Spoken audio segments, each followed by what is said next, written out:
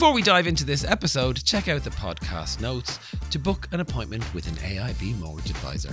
Welcome to Brendan Courtney's My First Home with AIB, the podcast where we celebrate the joy, chaos and triumph of buying your first home. Each week I sit down with guests who share their journeys to home ownership, from saving every spare cent to the day they finally get their keys. These stories will give you hope that your dreams can also come true. Welcome to Brendan Courtney's My First Home with AIB. This episode, I'm joined by Monaghan footballer Dessie Ward.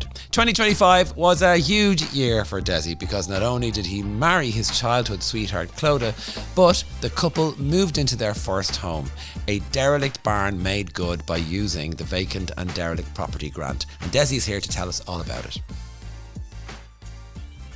But first of all, it's been a big year for you, Dessie.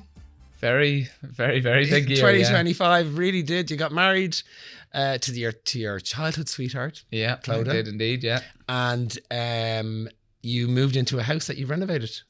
Yeah. Extremely busy year, probably one of the most stressful periods I've ever went through, but no, it was enjoyable and it was an experience to say the least as well. But I was just saying probably off air there a few minutes ago, it's probably not something that I would rush into doing again, but it was something that I'll always look back on and say that was something you did. Yeah, absolutely. Yes, I'm involved in 2 TV series now, so I'm regularly meeting people who do renovations of old sites. It's really not for the faint-hearted, is it? No, definitely not. But yeah, definitely it was such a good experience too. Like we learned an awful lot. I bet you did. We did. The learning curve, isn't it? Absolutely, yeah. And as I was saying too, like it's probably something that will never be finished. There's always going to be something that we'll have to do to. There'll be something around the corner every day with this house. But no, it's come on well. We're in, we're living, we're happy at the minute, and there's constantly wee bits and pieces popping up that we need to fix or we'll go back to it. We'll go back to that process in a minute. So bring us up to speed on you professionally. You have your own business. You've always played for Monaghan? Yeah, always have. Yeah. Okay, so just give us a potted history of your sporting career and then where you are professionally. But do your sporting career first. Perfect. So I would have started playing football from a very young age. Started playing with Ballybay. That's my club, and would have been playing with Ballybay from probably 6 or 7 years of age. And then wow, 6 or 7, that's how it yeah, as early as that. I was saying there off air too that I got a bit of a slag, and I would have went to the Hamlet school, and they'd say that that's where I started my football career. I played with you abandoned them. And so yeah, essentially would have started playing football with them, but was also playing with Ballybay at the same time. Okay. So my dad would have played with Ballybay, and his father would have played with Ballybay, and his grandfather. So it's family tradition. So family tradition, and would have always played with Ballybay then growing up. And at about 12 or 13 years of age, I got called into Monaghan development squads and sort of been playing with Monaghan since. Would have worked my way up through the development squads, played with the Monaghan Minors, won an Ulster title with the Monaghan Minors, won an Ulster title with the under-21s, and then been in the senior panel since. Came close on a couple of occasions in Ulster and played in a All-Ireland semi-final against Dublin a couple of years ago. So that's been the height of the Monaghan career to date. And can I ask, it's kind of an ignorant question, I wish I knew the answer, but I just want to ask, did your dad reach your levels? So dad would have played with Monaghan minor team back in the day. I can't even tell you exactly what year that was, but 1922. Yeah, it's a while ago. But my grandfather actually won an junior All-Ireland title with Monaghan. Okay, so it's in the genes. It's in the genes, yeah. So he was actually called Dessie Ward as well. So I was named after him. No pressure. And that's what we'd be laughing, we'd be slagging dad, and the uncle said it skipped a generation. But they say that, don't they? Yeah. Talent skips a generation. But now, in fairness, they have probably a better, as much of a coveted career as I have. They have won senior club championships with Ballybay as well. Okay. Dad would have won one. My uncle Peter won one, and then Granda would have won four senior champs with Ballybay as well. Okay, so it's very important to you. Definitely, it's sort of ingrained in us, and something that I've always just had an unbelievable interest, and I've always tried my best at putting my hand to whatever I can with regard to football, and probably that's where my career came into it as well. I had such an interest in sport that I felt that was something I had to get involved in because it was what I was interested in and enjoyed most. So what did your granddad and your dad work at? Well, Granda would have actually owned a number of businesses, so he Okay. would have had I think at one stage he might have had 9 businesses in Ballybay. So he had an auctioneering business, he had a pub. So he's an entrepreneur. Yeah, exactly. But the pub business was his baby. He owned Ward's pub in Ballybay for God knows how many years, and that was sort of one that was passed from generation to generation as well. That pub closed probably about 10-15 years ago now, and that was something that my uncle Peter would have taken on from him, and Dad would have worked in it as well, but Dad would have taken on the farming from my grandfather. So he owns Dad owns the farm that we live on now. Oh, very good. And so that's sort of what they You were never going into farming? No, I leave that to the brother. Matthew, my brother, would be very into it. Now, they'd put their hand at slagging me on that as well. I own the most cattle on our farm. I don't really see them too often, and I don't put a whole pile of work into it, but I still collect a paycheck at the end of the year. So that's called passive income. Passive income, yeah. Bovine passive income. I love that. Absolutely, but and you're sleeping, the cows are making money for you. Absolutely, that's sort of the way I look at it. But no, if I'm asked to do jobs, I'll put my hand to it. But again, it's unorthodox. How many brothers and sisters do you have? Just the one brother. So you're the youngest? Yeah. Or I'm the oldest, sorry. You're I'm the oldest. Matthew's the youngest. And so tell us about your business. Yeah, so my business is I opened a gym in Ballybay back in 2018. So I was very young coming out of college. I had studied. You were, weren't you? Yeah, I was actually only 18 I was 18 going into college, and then I finished up when I was 22 in 2018. And then when working in college, I always had this idea that I didn't really enjoy working for other people. I'd worked a lot of jobs to try and get myself through college, and I always said to myself I'd love to get into working my own business. And through that, I knew sport was such a big part of my life that I wanted to get involved in some way. And it was actually Niall Moyna. I sat down with Niall Moyna in DCU, and Niall said to me, do you know, why not get into something with strength and conditioning? You seem to be very interested in the sports side of things. So I said, yeah, went and did a strength and conditioning course and decided to open up the business in Ballybay. I was told I was absolutely stone mad to go and do something like that, purely based off figures and numbers of gyms that have failed in the past. And even when going to try and source funding and income, we were told that it was a very risky business or a prospect. So is Ballybay a small town? Very small, yeah. So at that time, actually, when we went through the census, there was only 620 people living in Ballybay at that time. And you take into account elderly people, children, you're left with very few people that might be interested in going to the gym. However, the big thing that I noticed from it was that people in Ballybay are very good to support each other and clubs, and especially you'll see the sporting background that I have.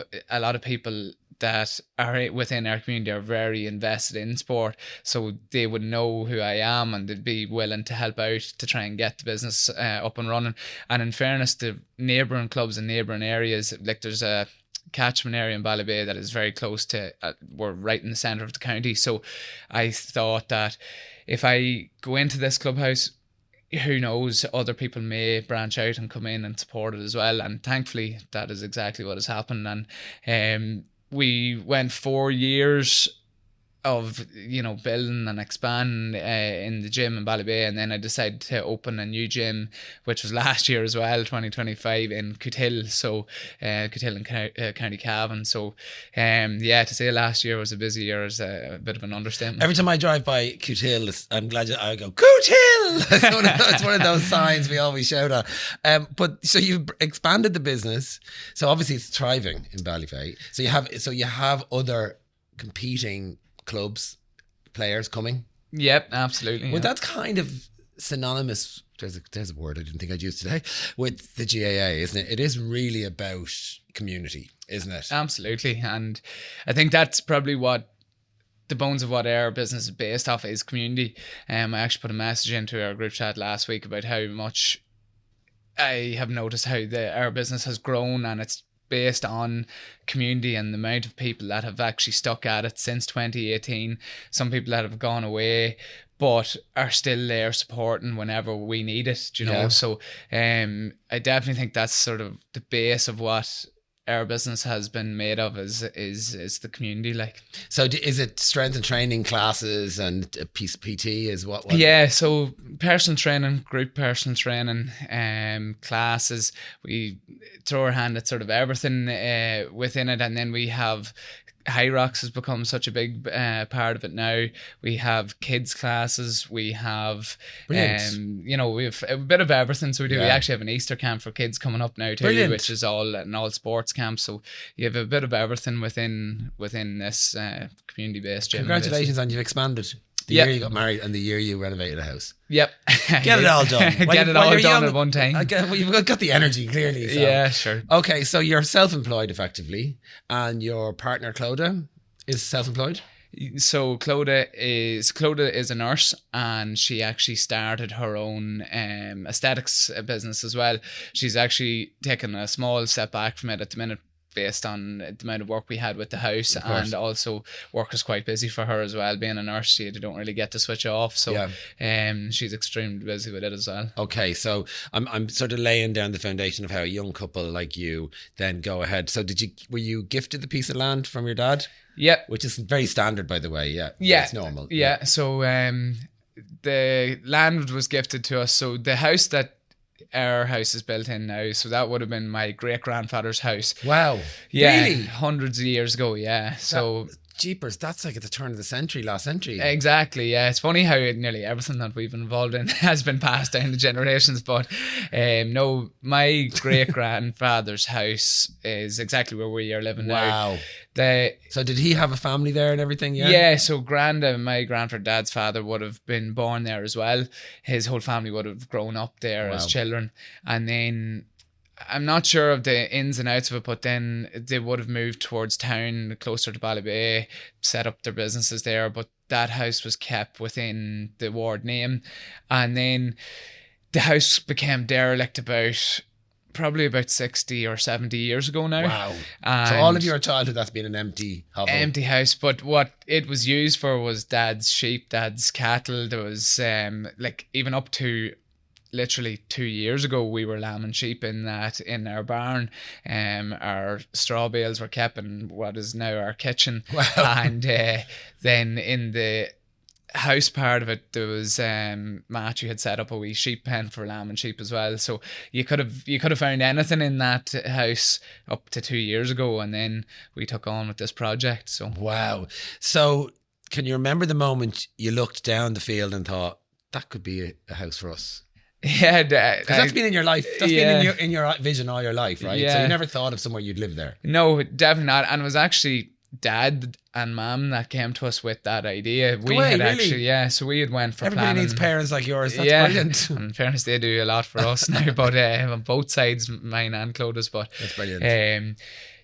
So we actually went in for planning permission on a piece of land a wee bit further up from the house, and that was actually, I don't know if you would have ever seen it. I built a football field back in COVID up on this piece of land. Oh God, so that's familiar. Yeah. So COVID came, I obviously was mad into football, and we weren't able to go to the clubhouse to train or whatever, so I actually made a football pitch out of a piece of land that we have.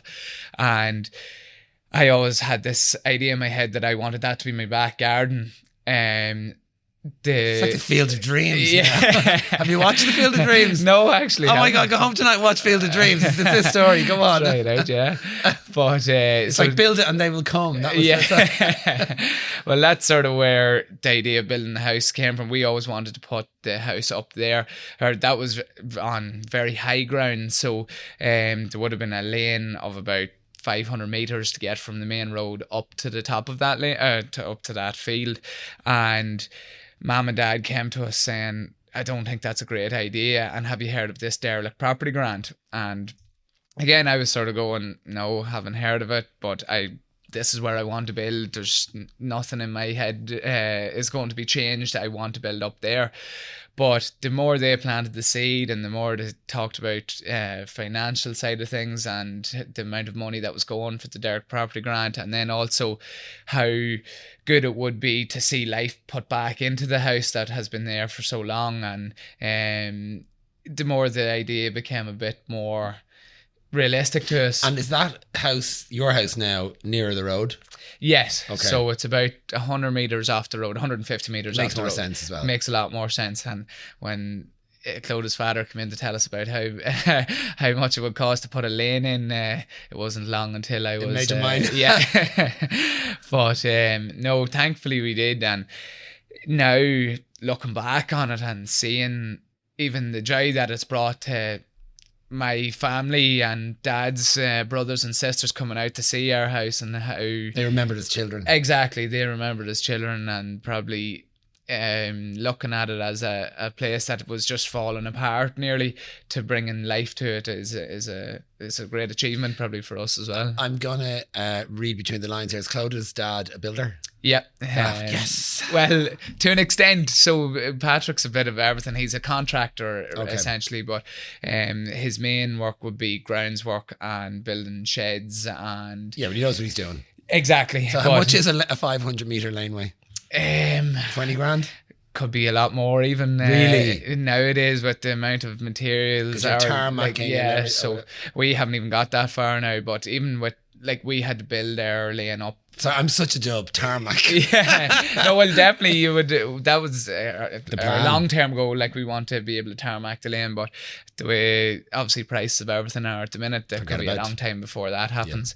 But no, Patrick talked about something around the 40 grand mark to get from the bottom of the road up to our house without tarmac. So wow. That was building the road up to a certain level. And in fairness, Patrick took on with doing all of that work. He has his own wee quarry up at his house, and he drew stone, or his staff drew stone down to us and filled the lane, and he's his own wee rollers, diggers, the whole lot. Brilliant. It was all based on what the work he did. Your story is quite actually more common than you probably know, about people who look around and see a derelict building and think we should probably look at that because it's positioned for a number, like often for good reasons it's positioned, and you don't need planning. Now, did you need planning? We needed planning because we were putting an extension onto it as well, so we obviously needed planning permission for that. But had we not been putting we wouldn't have needed it. No. AIB's team of advisors are here to help you on your journey to get the keys to your own home. Click the link in the podcast notes to find out more. And so, do you remember the moment you and Clodagh said, okay, this is it, we're going for that one? Yeah, I actually do. We sat, had a good discussion about the other house and the difficulty it would be to actually set up shop on top of that hill. But whenever we decided on it, we just thought it was a no-brainer. We felt that it was going to be, especially with the money that you were going to be offered with. So you got derelict and vacant. Derelict and vacant. So we ended up getting 70,000 for that. Did you get SEAI? SEA, we got 29,000 from SEA. Which has gone up, have you heard? No, I don't need to hear that, do I? Yeah, it's gone up. Because I got it as well, and I just saw a big sign going, it's gone up. I'm like, oh, brilliant, happy days. Yeah, I'm good for anybody else, but we're not getting it. But it's very helpful. Yeah. And it's very, and also if you can manage your budgets, if you have a good builder and you manage your budgets as best you can, then it will work for you, right? Absolutely, yeah. No, we were extremely lucky now. As I say, our builder was Patrick and Clodagh's brother Paddy, and everything that we did, they centered it around like trying to get the best price for us and to make it as cheap as possible. Obviously there came difficulties in doing that as well. With a derelict property, you're going into a building that's probably hundreds of years old in our case, and some of the walls and the structures just weren't... They had to go. Yeah, just had to go because they weren't structurally sound enough. But yeah, through the work of Patrick and Paddy, they put it together and built a house now that... Did you have to dig down and everything? Yeah, so we We kept our barn. The whole barn is kept exactly as it was. Nice. We actually built up on it as well, which was took a lot of work from. What did you the put lads. up there? Bedrooms? So no, we actually have our kitchen and a mezzanine area in our barn. Yeah, so Mezzanine. very The Monaghan mezzanine. Yeah. You're going to be known as that for the rest of your life. Yeah, absolutely. But no, it's beautiful. It's a beautiful area. Yeah, gorgeous. It's brilliant and so spacious, and it's like the barn was already quite a big building as it stood, and there was a mezzanine area on the barn, which is where we kept our we actually kept like Christmas trees and anything that was like an attic an attic version for the house, for mom and dad's house. And then below that was our straw bales, and then an area for cattle or lamb and sheep and stuff like that. So we sort of kept that building very similar, but now obviously on our mezzanine we have like a sofa, settee, and we sit up there. We have a nice lovely big window, and you can look out in the morning and have a cup of coffee or your breakfast looking out. And then downstairs is our fairly big kitchen space. Lovely. So and then in the house, the house is connected to that, which the barn would have been always the exact same and the original plans. But when we went to do work in the house, the back part of the house, which would have been fairly run down, it started to crumble and fall. So we ended up just being able to keep the front wall, and Patrick and Paddy would have taken out the whole back side of the house, laid new foundations, and then built up from there. Brilliant. So it's ostensibly a brand new house. Exactly. Front wall back. Yeah.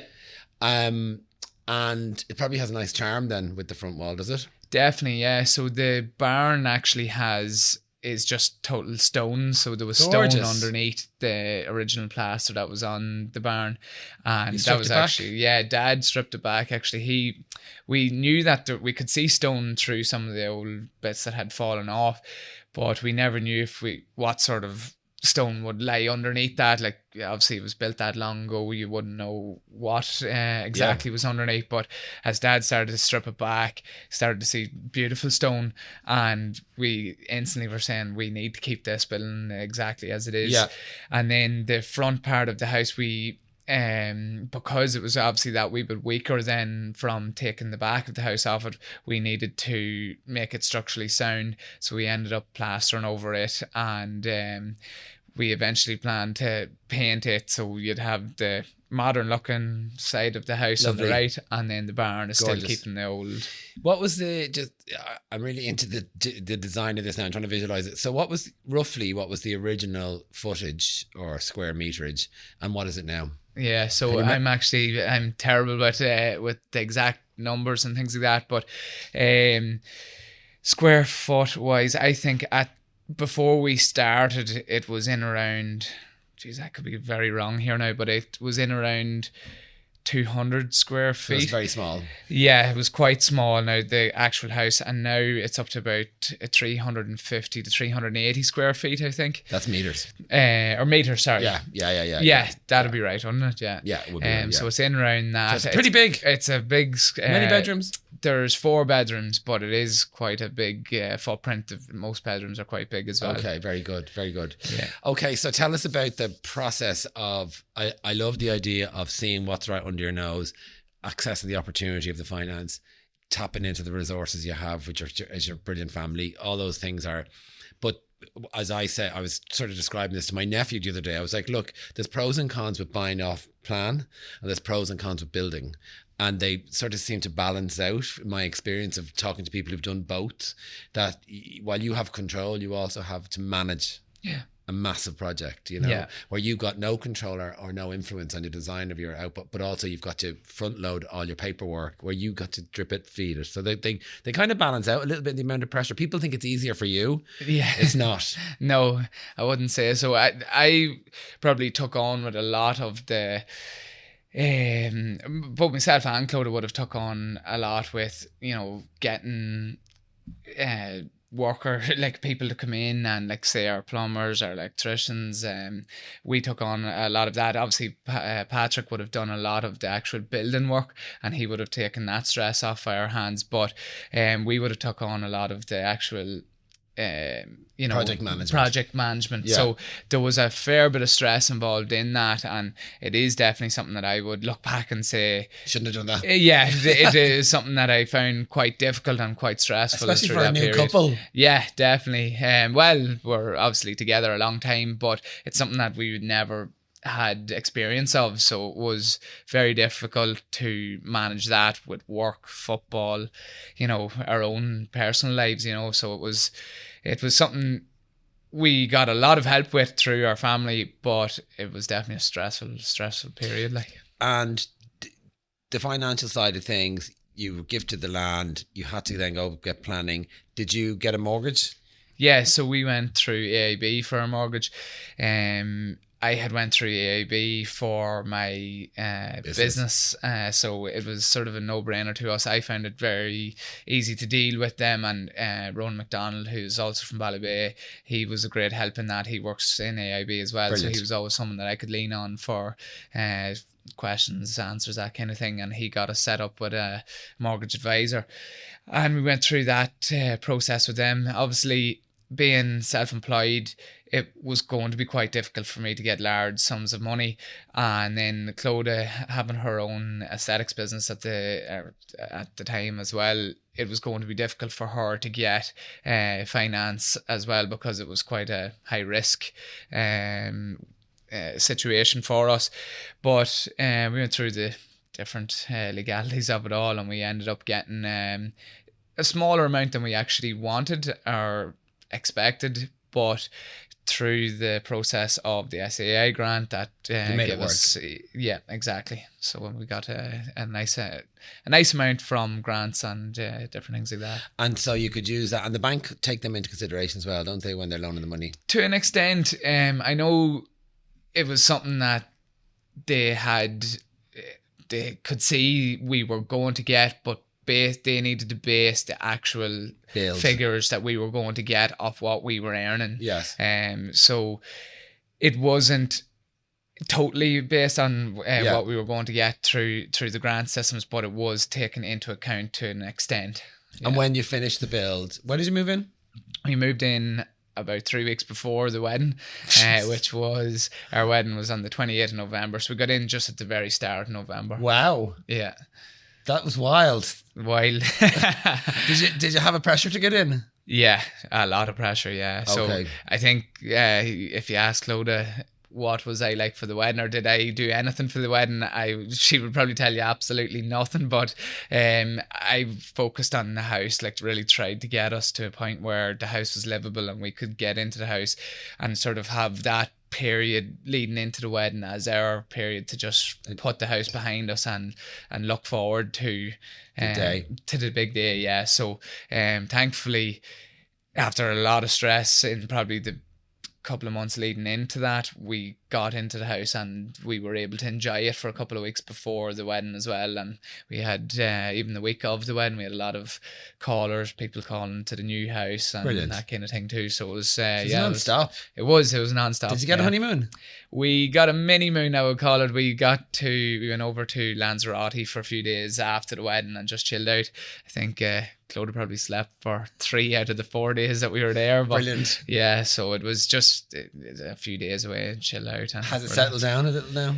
It actually has, and at times I'd be looking around going, what am I doing here? What's the next project? But yeah, as I said earlier, there's still always something that can be done in the house. We're currently doing our walk-in wardrobe for the main bedroom upstairs. We haven't got into our main bedroom, you see, yet, so we're still living in a bedroom or sleeping in a bedroom downstairs.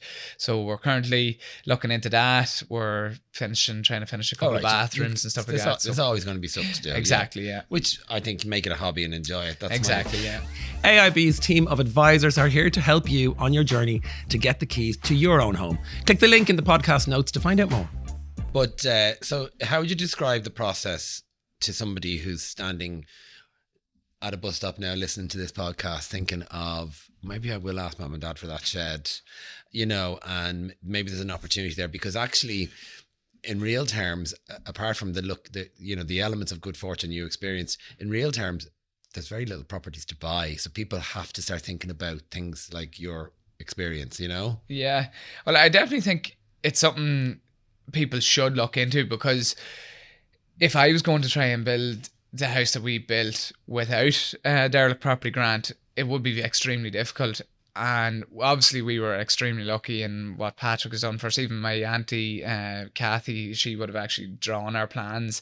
Is she an architect? Yeah, she's an architect, yeah. So she was an architect in England for years previous, and then she moved home, and she has been living in Belfast now. So she drew our plans for us. So all of these things we were extremely lucky with. However, without the grant and without the SAA grant, it probably wouldn't have been possible for us to build the house that we have built.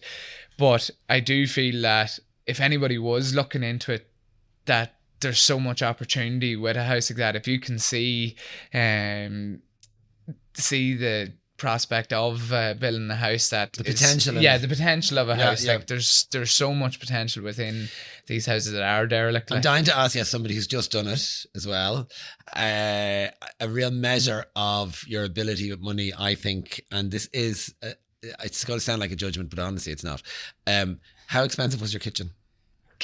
Oh, you see, there we go, the most expensive part of our house. Go bananas. Yeah, well, I wouldn't say bananas, but it's definitely the place we spent most money, and we felt that made sense because it's going to last. Yeah, because it's going to be an area that we're going to use for the rest of our lives. But so ours is probably could be anything close to 50,000 when you take in consideration everything, you know. I suppose at the time, whenever we got prices for our kitchen units and things like that, I was going, this is crazy, like to think that just even for units and things like that, it's coming in around the 20,000 mark. However, you break it down, you see that is something, you know, even you're looking at your appliances, your kitchen units, your countertops, tables. There's so many variables to it that you're saying, right, well, a kitchen obviously is going to cost you that. So although 50,000 seems like an awful lot, it probably is still fairly good in terms. I'd say it's about average now. Yes, exactly. Yeah, I would, especially if it's a big kitchen, and if you're going to go a little more, you know, 100%, more high end, because you know it's going to last forever. Yeah, or you're hoping it's going to last forever. Yeah. So along the process, you have to bring your planning in, don't you? Your drawings. So you show them what your plan is, then you have to get drawings, and so there's a few key milestones in the application process and you draw down sort of, I suppose, in sections, don't you? In 100%. Tranches. Yeah, we found it quite difficult at the start. That was probably our slowest period, was getting plan permission over the line. So we went to my auntie, obviously drew up the plans. We had to take our plans to an engineer to ensure that everything was correct, and he had to do the finalize everything to go into plan permission. Went to plan permission. Obviously it's nearly like a 6 weeks process, and you're watching the wee bar on the website, and you're saying, right, we're 90%, we're nearly through here, and then next thing on the last day it might fall through, and they'll send you back feedback on what you may need to change and different things like that. So that happened to us. I think it happened to us 3 times in our planning process, and eventually on the 3rd time we got it put through. Then we went to, obviously, the bank, needing to get our money drawn down, and then once we got our first drawdown, Patrick was able to come in and break ground and start to look at the work and things that were going to be involved with actually bringing it to life. But there's a long process probably from actually getting your drawings drawn to actually putting a digger bucket in the ground, you know. Okay, so would you do it again? No. Not right now. Not right now, no. But it's definitely an experience that I look back on and say that was. I always say naivety is a very important fuel in big projects because you keep going because you can see the end is near, and the end in your head is much nearer than it really is. Yeah, So exactly. when you've done it, you go, that was much harder. 100%. Yeah. Well, I think even see with the grant, we were given like a deadline of 13 months, and you know, to someone who is quite naive when it comes to building houses, you're going 13 months. That's not that long. We'll be grand. We'll get through it. I suppose for a derelict house, most derelict houses are, you'll gut it out and you might change a few internal pieces, but we were actually nearly building a brand new house. Although we kept some parts of it, you were still building a brand new house, and most houses nowadays are taking the guts of 2 years or more to build. So for us, I was still in my head going, oh yeah, we'll get it done in 13 months, and thinking we have Patrick, we have Paddy, we have Dad, we have the whole, we have a great support network around us. Let's go for it. Let's really push for it.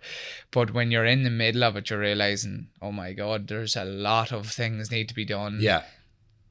To get this over the line in 13 months. So, work, football, all of that type of thing sort of nearly took a back seat for that period of time. We really, really went after it.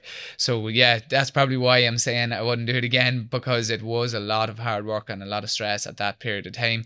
If I was given that project with maybe, 2.5 years maybe to do it, I might answer it quite differently. But yeah, I suppose. And also, if you have a house now and you go and do it again, you'll be in a different frame of mind as well. Exactly. And there's probably loads of things we would have changed, but well, you design, what do they call that? Designer's remorse.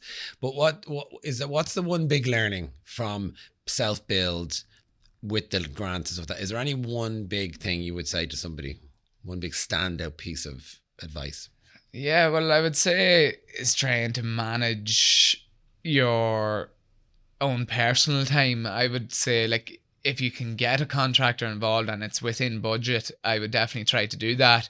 And if you are going to do it, you probably need to be in a frame of mind where you're 24/7. Yeah, it is 24/7, and you're ready to take on with a big project.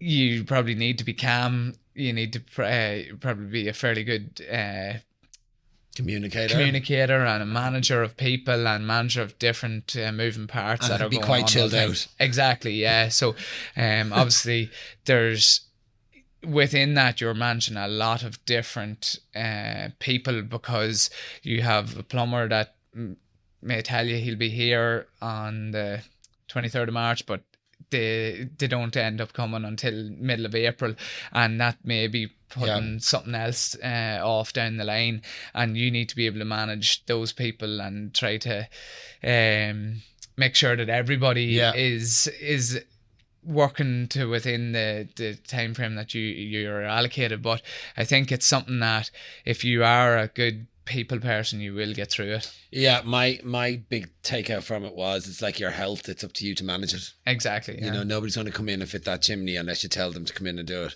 I had a situation recently, and it was like I just took my eye off the ball, and next of all the roofer and the builder and the electrician are arguing, and I'm like, whose job is this? And they all looked at me and went, your job, because I'm the decision maker. Yes, yeah. So yeah, you just have to have your eye on the ball. 100%. But I wish you luck filling those 4 bedrooms. Thank you very much. Yeah, you're never a man to take your foot off the gas. No, definitely not. Yeah, and so how does the summer look for you? You're in the house. I'm in the house now. I suppose the key focus at the minute is football probably, and trying to spend a bit of time with Clodagh and family now that we are settled a small bit too. Right. I do have a few business plans and business opportunities that lie ahead that are all sort of in the process, and we're working towards a few bits and pieces with the business. But so it will be a busy summer coming up, I'd imagine, and but it's definitely one I'm looking forward to, because stress is off a wee bit with you're in the house. Yeah. Congratulations. Thank you very much. Thanks for coming in. Thank you so much. But wait, there's more. Each week on My First Home, AIB Home Advisors Anne-Marie Elliott and Marie Smith join us in studio with expert advice on starting your home journey. Welcome to the podcast, Anne-Marie Elliott. Get your pen and paper ready. That was fascinating. Absolutely fascinating episode.